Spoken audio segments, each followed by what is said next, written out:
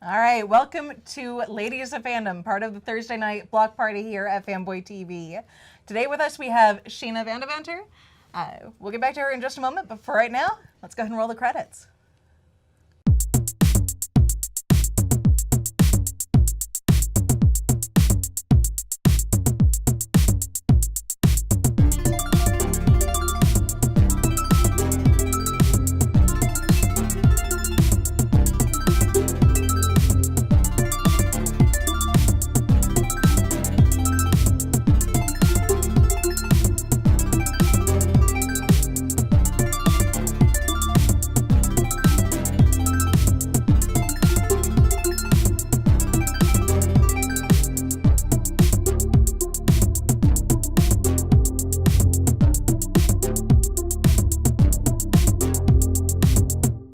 We're back.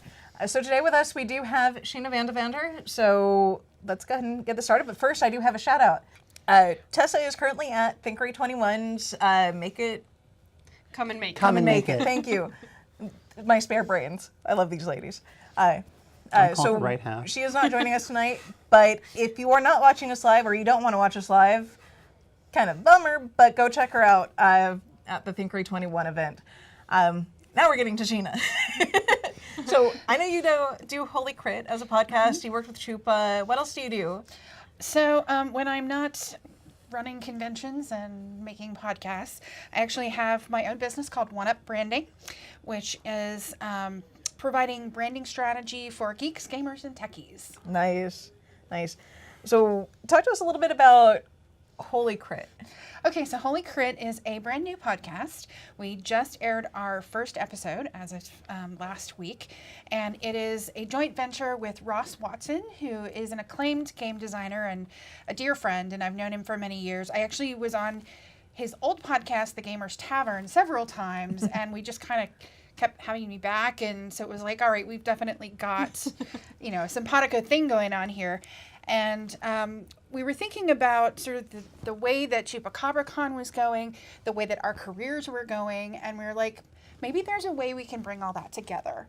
So Holy Crit is a way for us to speak to other people who are kind of on the inside of the industry, to support other game designers, to support people in the industry, and convention runners also, so that, we're bringing all of this expertise together to kind of help support other game designers, game publishers, and in their creative processes, and con runners in their organizational processes, and branding and copywriting and all the different things. The fun stuff. Yeah. That's a really nice resource to have available to people, to up-and-comers.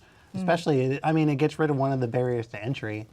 Well, and it overcomes that partly by, exposure. And you guys know what's good. Yeah. Clearly, by now.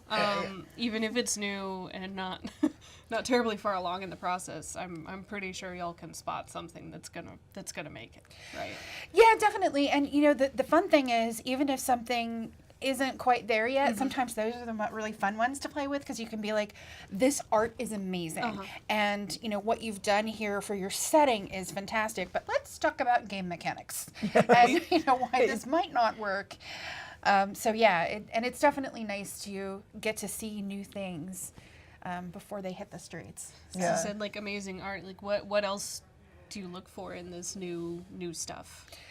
Oh gosh, well, it's kind of got to have all the components. I mean, if you're talking about an RPG, you want to make sure that you've got the trade dress, right, which can be the back of the book, the front of the book, what it looks like, the text on the back. So I don't know about you guys, but when I go to Dragon's Lair or whatever game store, first thing I see is that spine, or maybe, if it's front facing, I see that artwork. And so one of the things we've talked about in episode 1 is, how do you find that art? How do you pay for it? What should you pay for it? And kind of, what are some resources for finding that art? Now, in some cases, like Traveler, I don't know if you guys have seen that, it's a black book with white writing and a red stripe. and it was so different and disruptive when it came out that was automatically, drew your eye as well. So it doesn't necessarily have to be a picture of a dragon and a starship. Exactly. To, It could be anything to just catch your attention, even something that kind of looks out of the norm. Well, it's Absolutely. that always the phrase, don't judge a book by its cover, but let's be honest, that's what makes you pick up the book. Totally. And, I've funded Kickstarters based solely on the cover. I'm like, this looks really cool, and I go read it, confirm that it's cool. Like Unbound, for example, caught my attention with the cover art immediately. Absolutely. Yeah, and then that's when, it comes into play. All right, your trade dress is great. Now let's talk about the copywriting. Right. So is what's on the back of the book that you're reading compelling enough? Is it well written enough to draw you in and go, I want to pay $60 for this book? Because Right. let's be honest, It's just some jerk RPGs are not something. cheap. But of course, in the long run, you pay $45 for a board game. Maybe you play it 2-3 times a year. RPG, you're going to maybe playing that for 10 years, depending on your group. It's just like with video games. Video games, you buy it, you play it until you beat it, and then you're like, I'm done. Depending on the game, yeah. Fallout 4, not so much. I just keep restarting. I feel the same about Skyrim. Yes, Yeah. Skyrim is kind of the same Skyrim way. has a lot of replay value, so that's, I Well, guess, that's also something Bethesda, to look though. for. Oh, yeah. Well, yeah. Bethesda's always a lot of replay value. Yeah, replay value is good. And then, what are their thoughts about how they're going to expand and continue bringing people in later, like Cards Against Humanity or some of those other card games. What is it, Exploding Kittens? Yeah. Something like that. They always have like more extensions to the deck that you can buy So later. it's kind of like the future business plan, Exactly. Yeah. because it's never a one and done. No, and that's one of the dangers, especially with Kickstarter, is, you might just be selling on Kickstarter to everyone who's going to buy it. Yeah. And that's a problem. So you want to make sure you are thinking, of the business Ahead. process. Growth. And Yeah. growth, absolutely. Yeah. So, that's that. That's nice. My brain. What is your favorite role-playing game? Because that's also something we like to talk about. Oh gosh. Oh, it's so hard to pick. I mean, I love playing D&D 5th edition because it's so easy. Character creation is fast. Oh God, yes. Doing the combat rolls are actually really pretty quick. Unless I have to kind of rag a little here. Unless somebody decides to start a siege. Okay, yeah, I There's can no see siege that being a mechanic. problem. I'm gonna say 5th doesn't have siege mechanics. Don't do it. Yeah, We've learned just- that twice. Just don't. My favorite game to run is actually Call of Cthulhu. Oh, nice. Nice. Not one I'd probably play because I don't really do horror. They can attest to this. Yeah. It's kind of a running gag. We had to hold her hand while we watched Aliens. Yeah. Aw. Brightly Well, lit- Alien. Alien, okay, not Alien. aliens.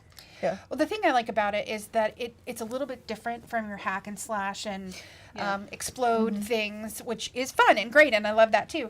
Just that you're an investigator, you don't have any special powers usually, and maybe you have a little arcane knowledge. You're usually going in there with your magnifying glass and maybe a Derringer or something and hoping for the best. And, it's pretty deadly, but also there's lots of mystery. And Like, what do you need for Call of Cthulhu? Like 3 characters?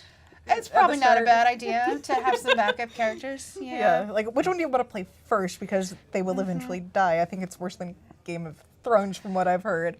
It Or can character be. death. It can be. Yeah, there's But a it's lot of fun. DPK for sure. That's kind of why Vampire the Masquerade drew me in at an early age, because that was one of my first favorites. Nice.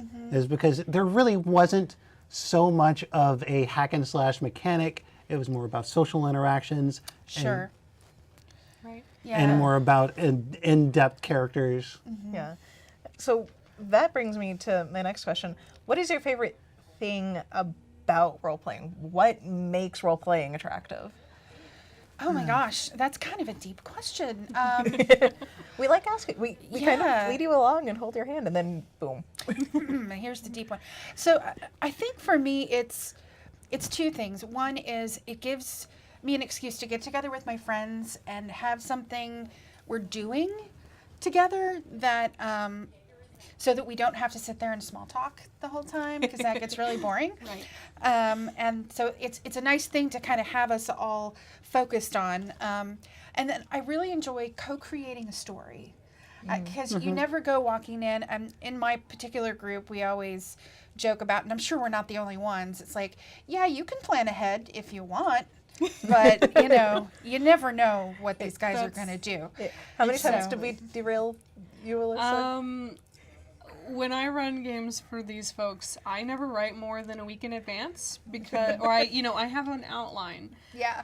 And I'm like, this is where I'd kind of like to go, but we'll see what actually happens. Yeah. And there were points where it was, after the session, I'd go sit down. Once I left, I would write for the next week. But then even then, sometimes during the week, they'd say, oh, here's a side thing that we didn't do at the table that I wanted to happen. I'm like, okay, well, gotta go change that. Yeah. It's So very, social fluid storytelling. It's This is a fun. good episode to have before I make my podcast. Yeah. Oh, what are you doing? Oh, I'm doing a D&D based podcast. Yeah. Very nice. Very From the nice. planning And these are my stage of three. it. These are two of my 3 players. yes. We're gonna have fun with that one. Probably a little too much fun. Yeah. Fortunately, We get to unleash. Fortunately, it'll get edited down to the correct amount of fun. Yes. So, do you ever, other than the Call of Cthulhu in 5th edition, is there anything that just really stands out? Or what is your favorite thing about a system, no matter the system? Favorite thing about a system, no matter the system? Well, I'm not a huge fan of crunchy systems, and that's partially just because I'm not very good at math. But when you have we can all agree something, there. yeah, I mean, I think hero system champions, they're great. They really allow you to specify and pinpoint, I have a firepower that can do exactly this to this distance and, for this long to this kind of thing. And while that's neat, I think sometimes it's a little too specific. it's a little too specific. Sometimes it can inhibit the storytelling. So I prefer a game where the mechanics are there and you have rules, but they're light enough that you have some wiggle room. And also just being with a group where if the GM is like, okay, here's my decision, and we're moving on, is so much nicer than having a rules lawyer who's like, on page 77 of the D&D manual, it says that you have to do load-bearing things. Like, no, that ruins it for me. We all have our rules lawyer voice. Yes. I think we can all, most of us at least, can agree on that. Those facets. So for terminology challenged, crunchy system. Lots of math. Lots of math. Lots of Yeah. math. Lots of Numbers. not just lots of math, but lots of X means Y means Z if Very formulaic, B, or C. not extremely flexible. yeah. Like I can bring one example and I will shut up about it because I Because will we don't talk about it. we don't talk about it. Oh, are we talking about that which must not be named? Yes. But we must name it so we that must people name know it. what to Yeah. not name. Yeah. Rifts is a very crunchy system in comparison to something like Savage Worlds, which picked up the Rifts license for a shout out. And made it good. And made it good. amazing. Because It's really amazing. that's the one game I've walked away from. Has there been a game you've ever walked away from? Oh, yes. Oh, it's so bad. I went to North Texas RPG Con and got in a game with the creator of the game. Oh. He was a horrible GM. Oh, no. I was not the only one who left the table. And actually, one of the people playing was an 8-year-old girl. And she was too polite to leave. And she ran into me in the hall after the game. And she was like, how did you do that? Like, she's like, that wasn't fair. Like, I'm sorry. But it was just yeah. Yeah. Now, was that a flaw in the system or just a flaw in the GM? That was just a flaw in the GM. Okay. Yeah. That's unfortunate. Yeah. But Really unfortunate, but I sometimes guess that better does than a flaw in happen. the system. Yeah. Yeah. He loved his system a little too much. Yeah. Well, because we all know a system is more of a guideline. Yeah, I mean, it's... we routinely break Curse of Strahd, and then all three of us routinely I think break is a little polite for that. Curse of Strahd gets a little railroady. I think we've kind of looped. Yeah, we turn run into back more and like- forth across the tracks is what we do really. We've done a couple of loop-de-loops. I think we only allow ourselves to be railroaded when it's in our interest. Yeah. And then it's more like, oh, well, this is the easiest way, so we're going to do it Yeah, now. and then of course she's familiar with all three of us derailing my husband, who is currently running our Rippers campaign. We don't derail him. We break each other. We break Yeah, each other. true. We don't break him. So We mostly break Courtney. I'm a popular target for whatever reason. do you prefer more serious games? Because I know that I like it on the serious edge, but that's because I have a flair for the overdramatic, and it's a nice little release for me. I don't know. I think sometimes serious is good. One of the things I like about going to conventions is the fact that you get to try so many different games. And so I could be playing Feng Shui for, 4 hours, which is totally over the top. It's like Big Trouble in Little China. If it were a game, it's fantastic. And then the played it next before, it's one, I'll go in and play something a little bit more serious, and that can be really fun too. And I've been in Call of Cthulhu games that were really serious and everybody was very tense, and I've been in ones where it was just super goofy and we're all laughing at the top of our lungs. So it all really just depends on the game and the GM. And Well, we've talked about that before. It's what you make it. Yeah. totally. Which we very well learned with us in Fall of Magic. Oh, yeah. we pulled out Fall of Magic to teach our absentee co-host Tessa a little bit about games. Because we're 3 veteran players. She's never played a role-playing game before. Okay. What made and- you choose that one in particular? Because It's a different kind of interesting. system, too. We wanted one very loose for more focused on storytelling, and Sure. Fall of Magic is definitely that. It's very free flowing, and then we backed it up with another taste of something more traditional, is actually Savage Worlds Powers. Yeah, Fun. which was for my birthday. And then something that I also like to ask, kind of backtracking a little bit, have you ever used roleplay as therapy for issues you've just been So trying we to... just talked about this too. Yeah, I I've- like asking that, because it's a fun question to ask somebody who's not us. Yes and no. So I know that there are people, I've met 2 actually different consultants who use role playing in their consultancy when they go into businesses to help them to work through issues and complications. And I know that for me, in personal relationships, what I've done is use the role playing technique as a way to work through problems. Because when you take it out of your everyday, and I'm not Sheena and you're not so and so, it's like, okay, I'm going to be Princess Buttercup and you're going to be Thor, and now we're going to talk about why you shouldn't put the hammer in the refrigerator without putting the lid on, and or whatever it is. And it's funny, and you can maybe answer those questions with a different context and still and work through it. Now we're getting to the part where we do kind of have to start wrapping up. So I'm going to ask a couple of rapid fire questions and let loose. Let's do it. Is there a favorite character you like playing? Or character type? Oh goodness, DPS, which is damage per second, either ranger or mage of some kind, battle mage. Nice. Do you prefer magic in your system, or do you prefer unmagic systems? Oh, I like magic. Magic is Yeah. fun. I don't think there's a person who doesn't like magic. Last minute rapid fire questions. Go. Did I put y'all on the spot? A Yes. little bit. Chupacabra this next year. Oh, yes. Yes. Still the same venue? Yes, Chupacabra Con Let's talk about Chupacabra. 2018 will be May 4th through 8th. So It's the Star Wars it's weekend. the That's Star why. Wars weekend. That's why Chango this year is a Jedi. Yeah. I kind of wanted Darth Chango, but he makes a good Jedi too. So Right. May Yours- 4th through 8th. I Well, may have to learn and how to I- run Star Wars from you, because I think that's going to be a big thing that I, weekend. Yeah. I might have Shameless plug. I always run a Star Wars game there. I do cosplay as Han Solo to run my game, so I have a feeling it's going pretty to fill up fabulous. fast. Yes. Yes. I might Because have I to help also you out there. I might actually offer to run an extra session for y'all. Please do. Please do. Star That Wars would be weekend. amazing. Because yeah, they always fill up, and this year being on that weekend. So same venue. It's the weekend of May 4th, 4th to 6th, correct? 4th through 6th at the Wyndham in Round Rock. Different this year, we usually have Savage Saturday Night, and that will Right. continue, and that's amazing. Yes, but because we love Savage. yeah, it's fantastic. But this year, almost everyone from Green Ronin Press is coming. Nice. And if you didn't hear, they just announced at Gen Con that they got the license Yes. to do The Expanse. Yes.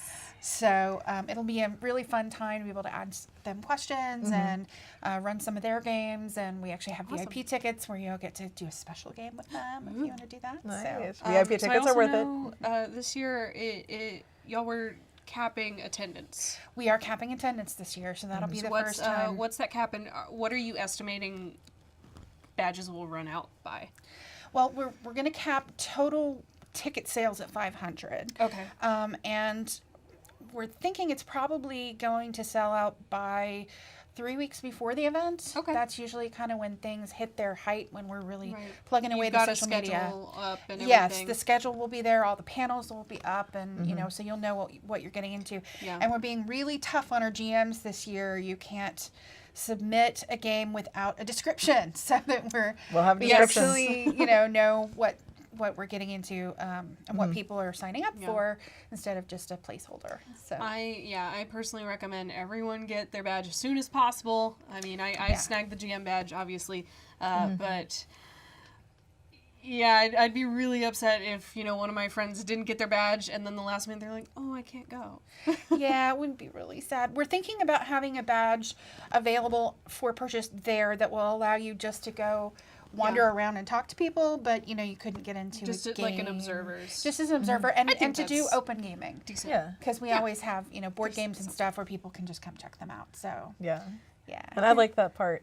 And Chupacabra also does that con. Chupacabra Con. Thank you. Also supports a pretty good cause, right? We do actually. We've been in the past. We've been supported by Austin Creative Pathways. This year, we're actually going to pivot a little bit and be supporting. And I apologize, I don't know the name of the charity. I forgot to write down. Oh, no. But it's a Gamers Helping Gamers charity, Oh, sort of okay. like I know. HAM. Yeah, What I've we heard have of this here one. locally. So, game designers and people who are falling on hard times and need a little bit of assistance, especially with medical bills and things like that. Yeah. We're going to put our money To that one. into that one. I So- definitely recommend that one. Again, my brain. It's been a busy week for me. I do have to confess that I actually thank you for understanding, because I actually accidentally told her the wrong date the first time. Not a Wait a problem. second. So thank you definitely for joining us. That being said, any last minute questions before I kick it over to the next bit of Block Party? Because I know, did you get to ask anything that you wanted? I got to ask what I wanted to ask. Yeah. Okay. we're good. So that being said, I am going to go ahead and turn it over to Combat Creations coming up next on our Fanboy TV Block Party. Next time, we are taking a brief hiatus. We are going to be back at the end of September. Hopefully. Things are kind of crazy at the studio right now behind the scenes. Things have been changing a little bit, but we do have Combat Creations coming up right after this. Bye.